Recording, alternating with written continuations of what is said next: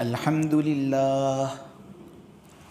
لله نحمده ونستعينه ونستغفره ونؤمن به ونتوكل عليه ونعوذ بالله من شرور أنفسنا ومن سيئات أعمالنا من يهده الله فلا مضل له ومن يضلله فلا هادي له ونشهد أن لا إله إلا الله وحده لا شريك له ونشهد أن سيدنا ومولانا وحبيبنا محمدا عبده ورسوله الحمد لله وكفى والصلاة والسلام على رسوله المصطفى وعلى عباده الذين ارتضى ومن بهداهم اهتدى وبآثار أهل المدينة اكتفى أعوذ بالله من الشيطان الرجيم بسم الله الرحمن الرحيم أفلا ينظرون إلى الإبل كيف خلقت وإلى السماء كيف رفعت وإلى الجبال كيف نصبت وإلى الأرض كيف سطحت فذكر إنما أنت مذكر لست عليهم بمسيطر إلا من تولى وكفر فيعذبه الله العذاب الأكبر إن إلينا إيابهم ثم إن علينا حسابهم. بھلا کیا یہ لوگ اونٹ کی طرف نہیں دیکھتے کس طرح اس کو پیدا کیا گیا، اور آسمان کی طرف کیا ان کی نظر نہیں جاتی کہ کس طرح اس کو بلند کیا گیا، پہاڑوں کی طرف نہیں دیکھتے کہ کس طرح اس کو گھار دیا گیا، اور زمین کی طرف نہیں دیکھتے کہ کس طرح اس کو بچھا دیا گیا. اے نبی، آپ نصیحت کرتے رہو، یقین جانو آپ تو بس نصیحت کرنے والے ہو، ان لوگوں پر آپ کوئی نگران اور زبردستی کرنے والے نہیں ہو. ہاں البتہ جو روگردانی کرے گا، جو پیٹھ پھیرے گا، کفر کرے گا، تو اللہ اس کو بہت بڑا عذاب دے گا. یقین جانو حقیقت یہی ہے، ہماری طرف ہی ان لوگوں کو لوٹ کر آنا ہے، پھر یقین جانو کہ ان کا حساب ہمارے ہی ذمے ہے. الحمدللہ، اللہ کے شکر سے یہ سورہ غاشیہ کی تفسیر ہو رہی ہے، اللہ ہی کا فضل ہے. اس آیت جو تمہارے سامنے سب سے پہلے تلاوت کی گئی، یہاں سے لے کر آخر سورت تک اللہ تبارک و تعالیٰ نے وہ کارنامے بیان کیے جس کے ذریعے سے آدمی یہ یقین کر سکتا ہے کہ واقعتاً قیامت اللہ تبارک و تعالیٰ کی قدرت میں ہے. قیامت برپا کرنا اللہ تبارک و تعالیٰ کے لیے گویا بائیں ہاتھ کا کھیل ہے. دیکھو، کوئی بھی چیز ہوتی ہے اور کسی بھی چیز کی معرفت اگر حاصل کرنی ہو تو اس کے کارناموں کو دیکھا جاتا ہے. کوئی عالم ہے، مثلا مولوی، تمہیں جاننا ہو کہ یہ اگر مولوی صحیح آدمی ہے، پختہ باتیں کرتا ہے، مستند حوالے دیتا ہے، تو اگر تم اس کے نتائج کو دیکھو اور اس کے کارناموں کو دیکھو کہ اس کے پاس پڑھنے والا کون، اس کی لکھی گئی کتابیں کون سی، تو اس کے ذریعے سے تم پہچان سکتے ہو کہ یہ مولوی کون سے درجے کا مولوی ہے.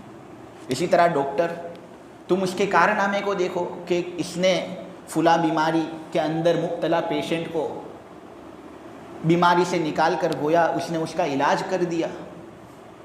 تو یہ اس کا کارنامہ ہے، اس کے ذریعے سے تم اچھی طریقے سے اس بات کو پہچان سکتے ہو کہ یہ ڈاکٹر کام کا ڈاکٹر ہے۔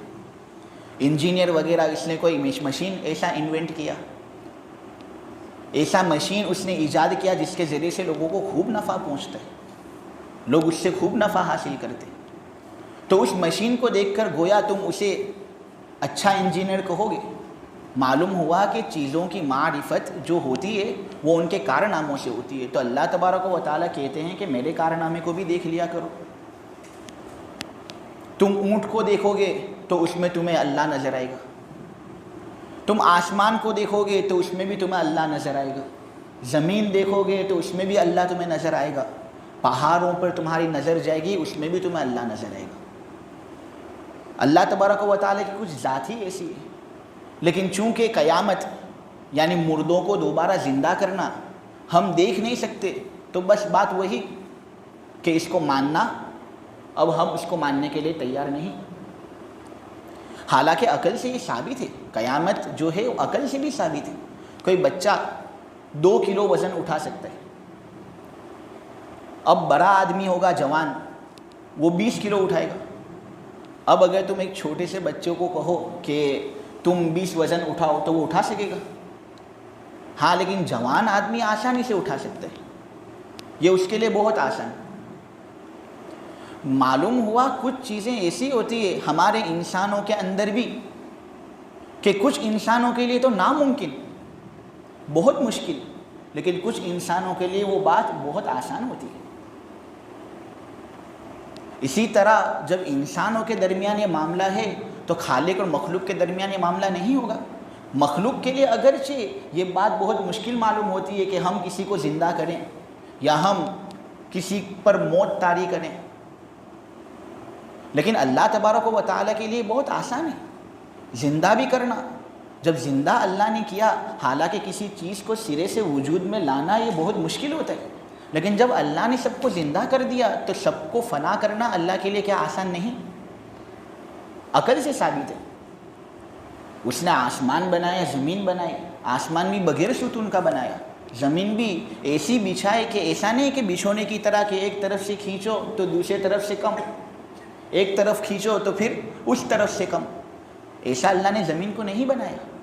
تو جو خدا بغیر ستون کا آسمان بنا سکتا ہے، یہ زبردست زمین بنا سکتا ہے، ایک 6 فٹ کے انسان کو دوبارہ قبر سے نکالنا اس کے لیے کون سی مشکل کی بات ہوگی؟ کوئی درزی ہو، شیروانی سی سکتا ہو، تو کیا قمیص بنانا اس کے لیے مشکل ہوگا؟ بالکل نہیں. تو اللہ تبارک و تعالیٰ کے لیے کہاں سے قیامت مشکل؟ لوگوں نے اس کو مشکل بنا لیا. تم دیکھو تو انسان کے اندر خود اس کی جو ذات ہے سب ملا ہوا ہے. اس کے اندر پانی ملا ہوا ہے، گرمی ملی ہوئی ہے، آگ ملی ہوئی ہے، آئرن ملا ہوا ہے. اس کا سر دیکھو تم، آسمان کی طرح ہے اس کا سر بلند ہونے میں، کہ جس طرح آسمان بلند اس طرح انسان کا سر بلند. اسی طرح تم اس کے خیالات دیکھو تو بالکل ستاروں کی طرح، ستارے بے شمار، ان کو تم گن نہیں سکتے، لیکن تمہارے خیالات کو بھی گنا نہیں جا سکتا. تو جس طرح آسمان اس طرح تمہارا سر، جس طرح ستارے اس طرح تمہارے خیالات، سورج اور چاند جس طرح ہوتا ہے اس طرح تمہاری دونوں آنکھیں. سورج اور چاند سے روشنی حاصل کی جاتی ہے، اسی طرح تمہاری آنکھوں سے بھی روشنی حاصل کی جاتی ہے. اسی وجہ سے تو تم دیکھتے ہو کہ لائٹ اور روشنی تمہارے آنکھوں کے اندر آتی ہے، جس کے ذریعے سے تم دیکھ سکتے ہو. انسانی جسم کے اندر لوہا، جو لوہا زمین کے تہ سے نکلتا ہے، انسانی جسم کے اندر شوگر، انسان کے منہ کے اندر میٹھا پانی، انسان کے پتے کے اندر کڑوا پانی، انسان کے آنسوؤں کے اندر نمکین پانی، اس کا پسینہ بارش کے قطروں کی طرح، اس کے جسم گویا گرمی کا ایک نمونہ. معلوم ہوا انسان کے اندر یہ سب چیزیں ہیں. اب انسان مرتا ہے یا نہیں مرتا؟ آئے دن لوگ مرتے ہیں. تو انسان جب مرتا ہے تو اس کے جسم کے اندر یہ تمام چیزیں ہیں، پانی، مٹی، آگ وغیرہ، یہ سب بھی فنا ہوتی ہے. تو جب انسان کے جسم میں یہ سب چیزیں فنا ہو سکتی ہے تو ذرا بتاؤ دنیا کے اندر یہ سورج ہے، چاند ہے، یہ مٹی ہے، سمندر ہے، یہ کیوں فنا نہیں ہو سکتا؟ جب انسان فنا ہو سکتا ہے تو یہ سب بھی فنا ہو سکتا ہے. یہی تو قیامت ہے، لیکن ماننا نہیں. اللہ تبارک و تعالیٰ کہتے ہیں کہ میری جو تم قدرت ہے اس پر غور کرو، میں تمہیں ملوں گا۔ غور کرنے کی بات ہے، بات دراصل یہ ہے کہ غور کرنے والے ہے بہت کم، حالانکہ یہی چیزیں تمہارے سامنے موجود ہیں، لیکن ہم غور بہت کم کرتے ہیں، حالانکہ اللہ نے کہا ہے کہ غور کرو، غور کرو گے تو تمہیں خدا ملے گا۔ ہر چیز میں تم خدا کو ڈھونڈ سکتے ہو، ہر چیز میں تمہیں نشانی ملے گی۔ اسی طرح اللہ تبارک و تعالیٰ یہاں کہتے ہیں کہ ذرا تم اونٹ کو دیکھو کس طرح اس کو پیدا کیا گیا۔ اب سوال یہاں پر یہ ہوتا ہے کہ اونٹ کا خاص طور پر ذکر کیوں کیا گیا؟ جانور تو بہت سبے نے، شیر ہے، چیتا ہے، چیتا دیکھو کتنا فاسٹ دوڑتا ہے، اس میں بھی تم خدا کو پہچان سکتے ہو۔ شیر ہے، چیتا ہے، گیدڑ ہے، کینگرو ہے، بہت سی چیزیں ایسی ہیں جس میں تم خدا کو ڈھونڈ سکتے ہو، لیکن اللہ تبارک و تعالی نے یہاں ایک جانور اونٹ کا تذکرہ کیا۔ کیا وجہ اس کی؟ جواب یہ ہے کہ دیکھو یہ قرآن جو تمہارے سامنے نازل ہوا ہے یہ عربی زبان میں نازل ہوا ہے۔ ظاہر سی بات ہے کسی ایسے جانور کو مثال کے طور پر بیان کرنا ہوگا جس سے عرب لوگ واقفیت رکھتے ہوں۔ عرب لوگوں کو پتہ ہی نہ ہو کہ کینگرو کسے کہتے ہیں، تو پھر کینگرو کی مثال دینا گویا بھینس کے آگے بین بجانے کی طرح ہوگا، تو یہ بالکل صحیح نہیں۔ اونٹ کو چونکہ عرب لوگ دیکھتے رہتے تھے، اونٹ سے ان کا واسطہ پڑتا تھا، اونٹ کو بہت سے کام کاج میں وہ استعمال کرتے تھے، اس وجہ سے اللہ نے اونٹ کی مثال دی کہ دیکھو اے عربیوں، یہ اونٹ تمہارے سامنے ہے، میں اس میں سے تمہیں ایک مثال دیتا ہوں تاکہ تم مجھے پہچانو۔ جب تم پہچانو گے تو پھر ایک زمانہ ایسا آئے گا کہ ہندوستان والے بھی پہچانیں گے، کیونکہ یہ دین عرب سے ہی آیا ہے، ان لوگوں نے سمجھایا تو ہم سمجھے، بلکہ جو تفسیر تمہارے سامنے کی جاتی ہے وہ عرب لوگوں کی کتابیں دیکھ کر ہی کی جاتی ہے۔ تو یہاں پر اللہ تبارک و تعالی نے اونٹ کا ذکر کیا اس لیے کہ عرب لوگوں کا واسطہ اس سے بہت زیادہ پڑتا تھا۔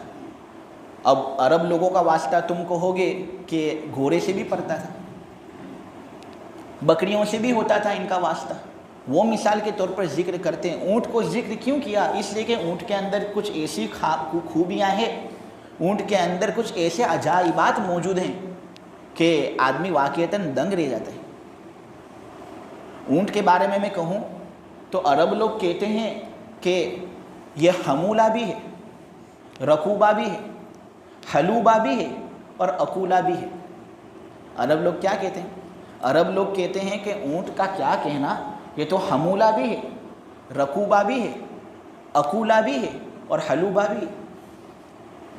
حمولہ یعنی ایسا زبردست جانور کہ اللہ نے اس کی بناوٹ ایسے زبردست طریقے سے کی ہے کہ تم اس پر اگر بہت زیادہ سامان بھی لادنا چاہو نا تو یہ اٹھا لے گا، وہ اللہ نے اس کے اندر وہ قوت رکھی ہے، اتنا پاورفل ہے یہ کہ اتنا سب بوجھ اٹھا لیتا ہے یہ۔ اس کے ساتھ ساتھ کیا دودھ بھی دیتا ہے، حلوبہ دودھ بھی دیتا ہے۔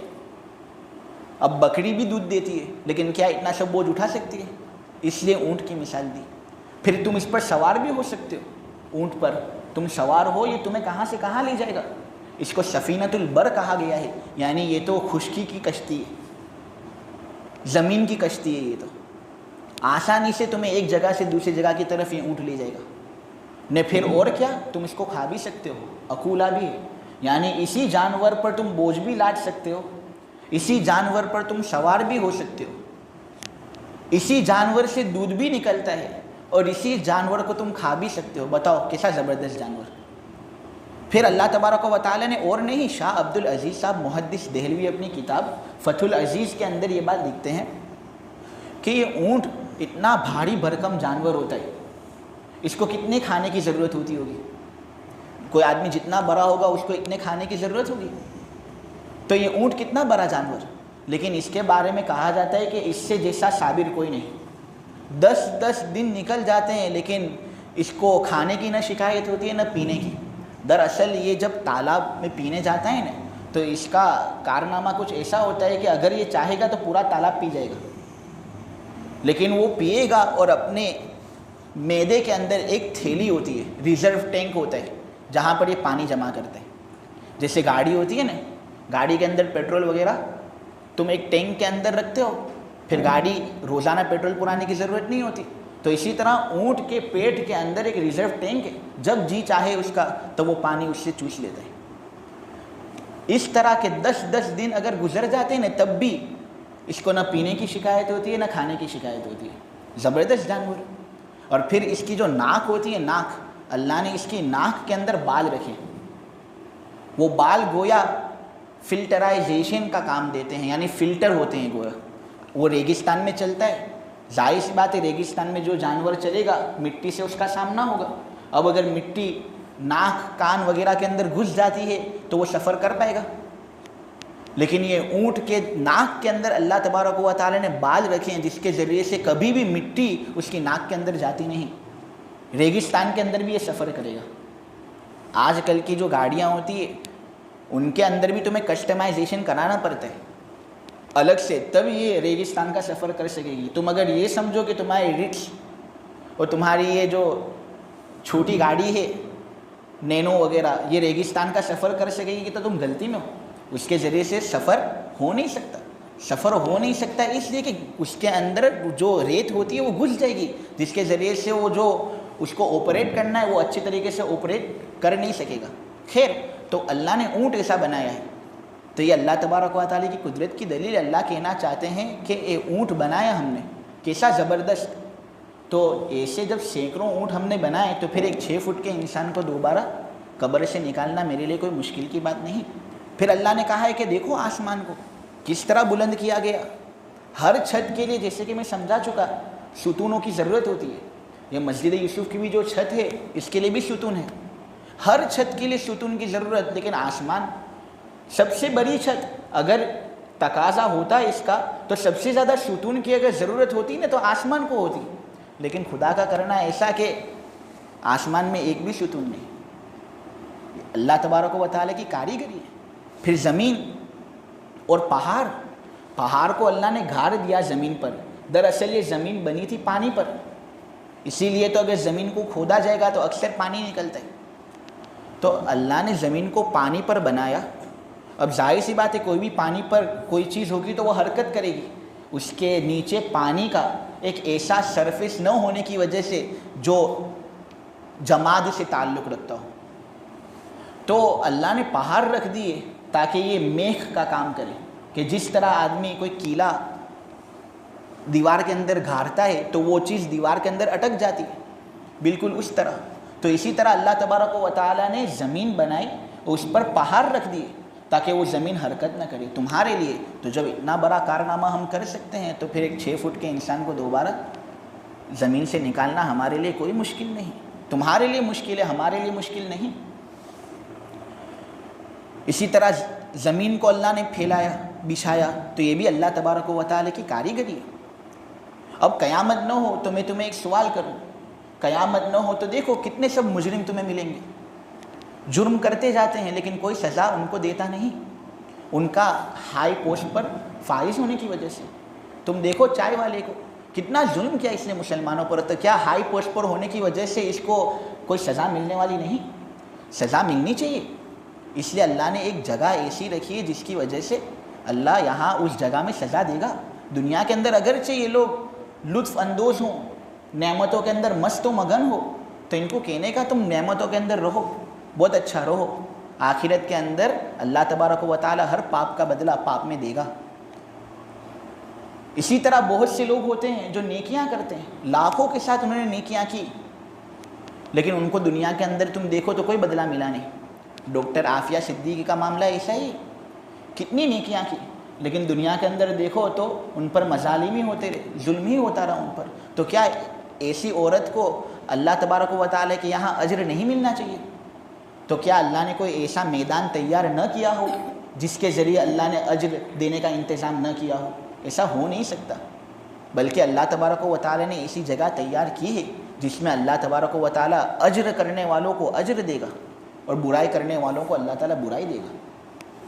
پھر اللہ تبارک و تعالیٰ آگے فرماتے ہیں کہ اے نبی جی آپ نصیحت کرو، لیکن یہ بات یاد رکھنا آپ کا کام محض نصیحت کرنا ہی ہے. تم اگر یہ سمجھو کہ تم لوگوں کی گردنیں پکڑ کر ان کو دین کی بات سمجھا سکو تو غلطی میں ہو. تو نبی پاک صلی اللہ علیہ وسلم بہت محنت کرتے تھے. ہما شما کا تو کیا کہنا، نبی پاک صلی اللہ علیہ وسلم کا محنت کرنا دن میں ہوتا تھا، رات میں ہوتا تھا، امت کے لیے روتے تھے. ایک آگ تھی ان کے سینے میں جو نبی پاک صلی اللہ علیہ وسلم کو آمادہ کرتی تھی محنتوں کو کرنے پر. کیوں؟ کس کے لیے کرتے تھے؟ عوام کے لیے. اس لیے جتنا آدمی جتنی زیادہ محنت کرتا ہوں نا وہ اتنا زیادہ طلبگار ہوتا ہے اس بات میں کہ اس کو اس کا نتیجہ مل جائے. تو ہمیں بھی اس کا اندازہ ہوتا ہوگا. ہم اگر کسی چیز میں بہت زیادہ محنت کریں تو ہم بھی یہ چاہتے ہیں کہ ہمیں اس کا نتیجہ مل جائے, جلد سے جلد مل جائے. تو نبی پاک صلی اللہ علیہ وسلم نے جب ہمارے لیے اتنی محنتیں کی, 6 گھنٹے دعائیں کی ہمارے لیے, ہاتھوں کو اٹھاتے تھے تو دعا کرنے کے لیے جو ہاتھ اٹھتے تھے تو اتنا درد ہوتا تھا کہ واپس لے لیتے تھے, پھر واپس دعا مانگتے تھے. تو اتنی سب محنتیں نبی پاک صلی اللہ علیہ وسلم نے ہمارے لیے کی. تو نبی پاک صلی اللہ علیہ وسلم کی یہ چاہت بھی تھی کہ اس کا نتیجہ مجھے مل جائے, لیکن اللہ نے کہا دیکھو نتیجہ مرتب کرنا تمہاری ذمہ داری نہیں, تم تو انسان ہو. نتیجہ اگر کوئی مرتب کرے گا تو وہ ہم, لہٰذا تم بس نصیحت کرو, نصیحت کرنا تمہارا کام ہے. لست علیہم بمسیطر, ان لوگوں پر تم نگران نہیں, ان پر تم زبردستی کر نہیں سکتے. جس کو نصیحت حاصل کرنی ہوگی وہ نصیحت حاصل کرے گا, اور جس کو نصیحت سے روح گردانی کرنی ہوگی وہ روح گردانی کرے گا, دور جائے گا نصیحت سے, خواہ تم اس پر کتنی ہی محنت کر لو. یہ اللہ تبارک و تعالیٰ کا ایک دستور ہے. علماء کی بھی مثال کچھ ایسی ہے. مشکات شریف کے اندر روایت ہے انما العلماء ورثۃ الانبیاء, علماء جو ہوتے وہ تو انبیاء کے وارث ہوتے. ان کے اندر بھی جو فکر ہوتی ہے امت کے متعلق وہ عوام کے لیے نبی جیسی ہی ہوتی ہے. کیوں؟ کیونکہ نبی کا اثر آئے گا نا عالم کے اندر. ایک نبی کے اندر جو صفتیں ہوں گی عالم کے اندر بھی وہی صفتیں ہوں گی. نبی کے اندر امت کا درد تو عالم کے اندر بھی امت کا درد ہوگا. معلوم ہوا کہ اگر عالم خوب محنتیں کرتا ہو, تمہارے لیے نماز پڑھاتا ہو, نے دن رات تمہاری فکر کے اندر رہتا ہو, اذان دیتا ہو تمہارے لیے, تو ذرہ برابر کوئی ایسی حرکت ہماری طرف سے نہ ہونی چاہیے جس کے ذریعے سے عالم کو تکلیف پہنچے. دیکھو اللہ کے نیک بندے ہوتے ہیں, اللہ کے نیک بندے جو ہوتے ہیں نا, ہماری جانب سے اگر ان کو ذرہ برابر بھی تکلیف ہو تو اللہ وہ معاملہ اپنے ذمے لے لیتا ہے. حدیث کے اندر روایت ہے من عاد لی ولیا فقد آذنتہ بالحرب. بہت خطرناک لفظ استعمال کیا ہے اللہ نے. اللہ نے کہا ہے کہ جس شخص نے میرے دوست کو تکلیف پہنچائی تو میں نے اس کے ساتھ اعلان جنگ کیا ہے. اب اللہ جس کے ساتھ اعلان جنگ کرے اس کو نقصان نہیں پہنچے گا تو اور کیا پہنچے گا. اس لیے دیکھو عالم کو تو کچھ تکلیف ہوگی نہیں, تم اگر اس کے ساتھ غلط رویہ اختیار کرو تو اس کو تو کچھ تکلیف ہونے والی نہیں ہے, اس لیے کہ اللہ نے اس کو تسلی دی ہے. قرآن کے اندر ہے کہ تم نصیحت کرو, نصیحت کرنا تمہارا کام ہے. ہم ہیں تمہارے سائڈ پر, اگرچہ لوگ تمہاری مخالفت کریں تو اللہ نے جب تسلی دی ہے تو تمہارے سپورٹ کی ان کو ضرورت ہے نہیں. لیکن نقصان میرے عزیزو تمہارا ہے. تم اگر ان کی بیعت بھی کر لو گے تو تمہاری زندگی تو خراب ہوگی, نسلیں بھی خراب ہو جائیں گی. اللہ ہماری حفاظت فرمائے. ایک عالم کے اندر بھی دوسرے عالم کا احترام ہونا چاہیے. ایسا نہیں کہ عالم کا احترام فقط عوام ہی کرے, بلکہ ایک دوسرا عالم بھی ایک عالم کا احترام کرے. یہ دراصل اسلوب ہے جو قرآن کریم میں بیان کیا گیا ہے. علماء کتنی مشقتیں کرتے ہیں اس کی ایک مثال میں بیان کروں. شیخ عبد القادر جیلانی صاحب جن کو ولیوں کا ولی کہا جاتا ہے, جب یہ علم سیکھتے تھے جوانی کے اندر تھے تب یہ جیلان سے انہوں نے سفر کیا تھا بغداد کی طرف. اب بغداد کی طرف سفر کیا تو راستے میں کچھ ایسا واقعہ ان کے ساتھ پیش ہوا کہ ان کے سارے پیسے چلے گئے. بغداد پہنچتے ہیں تو علم انہیں حاصل کرنا ہے, علم سیکھنے کے لیے اسٹڈیز کرنے کے لیے آئے تھے یہ, لیکن کھانے کے لیے تو کچھ ہے ہی نہیں. تو ان کی مشقتیں بیان کروں میں. یہ بغداد کے اندر گھومتے پھرتے رہتے تھے, یہ سبق کے اندر حاضری دیتے, پھر اس کے بعد یہ ندی کا جو کنارہ ہوتا تھا وہاں پر جو کچرا ہوتا تھا نا اس کچرے کو اٹھا لیتے تھے, اس کو کھاتے تھے. ایک مرتبہ یہ گئے ندی کنارہ کچھ اناج لینے کے لیے, تو دیکھا کہ وہاں پر پہلے سے فقیروں کا اجتماع ہے. وہ فقیر لوگ وہ کھانا لینے کے لیے جھگڑ رہے ہیں آپس میں ایک دوسرے کے ساتھ. تو انہوں نے دیکھا کہ جب یہاں پر جھگڑا ہو رہا ہے تو ان کو کھانے دو, میں جاؤں گا تو زیادہ جھگڑا ہوگا. تو وہ وہاں سے چلے گئے. دیکھو دوسروں کی کس طرح ایثار کا جذبہ ہے ان کے اندر، دوسروں کی کتنی فکر. تو وہاں سے چلے گئے اور جاتے ہیں بازار کے اندر، ریحانیین بازار، مسجد یاسین کے پاس پہنچتے ہیں تو ان کہتے ہیں خود کہ ایسا لگتا ہے کہ میری موت قریب تھی. اس دن اتنی زیادہ بھوک لگ رہی تھی تو میں مسجد کے اندر گیا، ایک کونے کے اندر اپنا چہرہ نیچے کر کے بیٹھ گیا. اتنے میں ایک نوجوان آتا ہے ایک ڈبہ لے کر، کھولتا ہے ڈبہ تو خوشبو آتی اس سے. روٹی اور بھونا ہوا گوشت کھا رہا تھا وہ نوجوان، تو چونکہ بھوک بہت زیادہ لگی تھی اس لیے بے اختیار ہو کر میں اس کو ایسا دیکھنے لگا کہ میرا منہ کھلا ہوا تھا. لیکن پھر میں نے خود اپنے آپ پر ڈانٹ ڈپٹ کی کہ اے عبد القادر، یہ کیا کرتا ہے تو؟ اللہ تجھے کھلائے گا، تجھے لوگوں کو دیکھنے کی ضرورت نہیں. تو انہوں نے پھر سے اپنی نظر نیچے کر دی. اب وہ نوجوان تھا، جب کھانا کھا رہا تھا تو اس کو اس کا احساس ہو گیا کہ وہ دیکھ رہے ہیں مجھے. تو انہوں نے بلایا، او بھائی آ جاؤ کھانے کے لیے، بسم اللہ کرو. تو پہلے تو انہوں نے منع کیا جیسا کہ عام متن ہوتا ہے، لیکن پھر بہت زیادہ اصرار ہوا تو یہ بیٹھ گئے کھانے کے لیے اور انہوں نے کھانا کھایا. پھر انہوں نے کھاتے ہوئے پوچھا کہ بھائی کہاں سے ہو تم؟ تو انہوں نے کہا میں جیلان سے ہوں. تو اس نوجوان نے کہا ارے میں بھی جیلان ہی سے ہوں، میں ایک آدمی کی تلاش کرنے کے لیے آیا ہوں جس کا نام تھا عبد القادر، یعنی میں عبد القادر نام کے آدمی کو تلاش کرنے کے لیے آیا ہوں، تم جانتے ہو اسے؟ تو انہوں نے کہا بھائی میں ہی تو عبد القادر ہوں. تو انہوں نے کہا جب میں جیلان سے روانہ ہو رہا تھا تو تمہاری والدہ نے مجھے 8 دینار دیے تھے کہ میرا عبد القادر وہاں بغداد کے اندر ہوگا، کیا حالت ہوگی اس کی، تم 8 دینار پہنچا دینا اس کو تاکہ وہ اپنا علم صحیح طریقے سے حاصل کر سکے. لیکن ہوا یہ کہ بغداد کے اندر بہت تلاش کیا میں نے آپ کو، لیکن آپ ملے نہیں مجھے. بہت تلاش کیا، یہاں تک کہ سارا میرا خرچہ جو ہے وہ ختم ہو گیا. اب تھے میرے پاس آپ کے فقط 8 دینار، اور میں بھوک کی حالت میں، یہاں تک کہ 3 دن ہو گئے تھے اور میں نے کچھ کھایا بھی نہیں تھا. 3 دن ہو گئے تھے تو مجبوراً آپ کے پیسوں سے مجھے یہ کھانا لینا پڑا.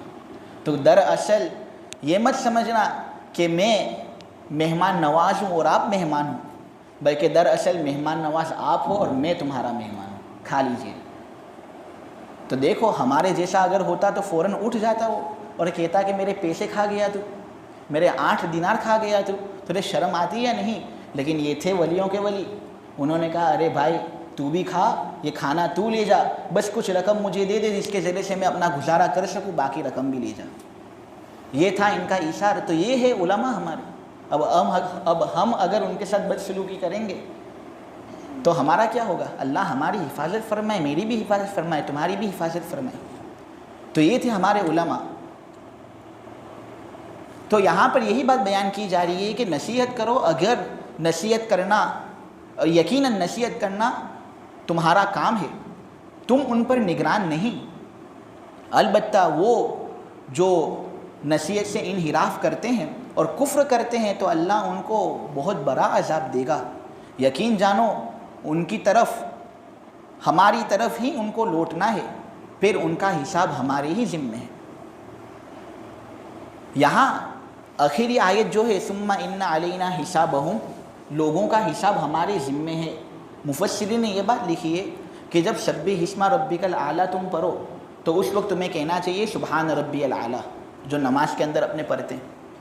اسی طرح سورہ واقعہ ختم ہو تو فسبح بسم ربک العظیم آتا ہے، اس وقت ایک آدمی کو سبحان ربی العظیم کہنا چاہیے. اور جب اس آیت پر آدمی پہنچے نا ثم ان علینا حسابہم، تو آدمی کو اللہ سے دعا مانگنی چاہیے کہ اللہم حاسبنی حسابا یسیرا. کیا دعا پڑھنی چاہیے؟ اللہم حاسبنی حسابا یسیرا، اے اللہ میرا آسان حساب لے. دراصل معاملہ بہت مشکل ہے، اگر تو ذرہ برابر بھی مشکل حساب لے گا تو پھر عذاب کے علاوہ میرے لیے کوئی چارہ کار نہیں. تو یہ دعا کی تعلیم مفسر حضرات نے ہمیں دی ہے. تو ارادے جن کے پختے ہوں، نظر جن کی خدا پر ہو، تلاطم خیز موجوں میں وہ گھبرایا نہیں کرتے. لہٰذا آدمی فرشتوں سے بھی افضل بن جاتا ہے، لیکن وہ افضل بننا آسان کام نہیں، بہت مشکلی کا سامنا کرنا پڑتا ہے. لہٰذا الحمدللہ آج دیکھو آدھا پارہ ہو گیا تفسیر، یہ 30ویں پارے کی تفسیر کا. حالانکہ یہ بھی بہت مشکل لگتا تھا، لیکن اللہ تبارک و تعالیٰ نے یہ آسان کر دیا۔ مطلب 30واں پارہ کا آدھا پارہ ہو گیا، ایک زمانہ انشاءاللہ ایسا آئے گا کہ اسی مسجد کے اندر پورا قرآن بھی ختم ہوگا۔ اللہ کے لیے کوئی مشکل نہیں، ہمیں ایسا مشکل لگتا ہے، لیکن جیسے کہ میں کہہ چکا، ارادے جن کے پختہ ہوں، نظر جن کی خدا پر ہو، تلاطم خیز موجوں میں وہ گھبرایا نہیں کرتے۔ اللہ تبارک و تعالی عمل کرنے کی توفیق دے، دعا کر لے۔ الحمدللہ رب العالمین والصلاة والسلام علی سید الانبیاء والمرسلین، سبحانک اللہم بحمدک وتبارک اسمک وتعالی جدک ولا الہ غیرک۔ اے اللہ ہمارے گناہوں کو معاف فرما، مولا ہماری خطاؤں سے درگزر فرما۔ مولا کریم آخرت کی منزل بڑی سخت ہے، مولا جنت کے اندر اعلیٰ سے اعلیٰ مقام نوازنا، جہنم سے ہماری پوری حفاظت فرمانا۔ اے اللہ ہمارا اس حساب آسان لینا، مولا اگر تو نے مشکل حساب لے لیا تو مولا ہمارا کوئی ٹھکانہ نہیں رہے گا۔ اے اللہ ہمارے ساتھ آسانی فرمانا، پل صراط پر بجلی کی طرح سے مولا پار کروا دینا۔ اے اللہ حوض کوثر میں نبی پاک صلی اللہ علیہ وسلم کے مبارک ہاتھوں سے حوض کوثر کا جام نصیب فرمانا۔ اے اللہ ہمارے پاس ایسے اعمال نہیں کہ جن کا واسطہ دے کر ہم تجھ سے اپنی مغفرت کی بھیک مانگ سکیں مولا کریم، لیکن تیری مغفرت بہت اونچی ہے۔ اے اللہ تو ہماری مغفرت فرما۔ تو اگر معاف کرنا چاہے تو ہمارے گناہ اگرچہ سمندر کے جھاگ کے مانند ہو مولا تو معاف کر دے گا۔ اے اللہ ہمیں معاف فرما دے مولا کریم، ہمارے والدین کے گناہوں کو معاف فرما دے۔ اہل و عیال، محسنین، محبین، متعلقین، مخلصین سب کے مغفرت فرما۔ اے اللہ امت مسلمہ کے ہر فرد کی مغفرت فرما۔ اے اللہ اس تفسیر کے سلسلے کو خوب فروغ عطا فرما۔ بیٹھنے والے ہیں مولا کریم، قرآنی انوارات سے ان کے دل کو منور فرما دے، قرآن کا سچا پکا عاشق بنا دے۔ اے اللہ سننے کو قبول فرما، کرنے کو قبول فرما مولا، اگر تو ہی قبول نہیں کرے گا تو یہ کچھ کام کا نہیں۔ اے اللہ ریاکاری سے بچا، اخلاص کی دولت سے نواز، اور خوب اس سلسلے کو فروغ بھی دے اور خوب اس سلسلے کو قبول بھی فرما۔ اے اللہ ہمیں قبول فرما اور ہم سے راضی ہو جا۔ وآخر دعوانا الحمدللہ رب العالمین۔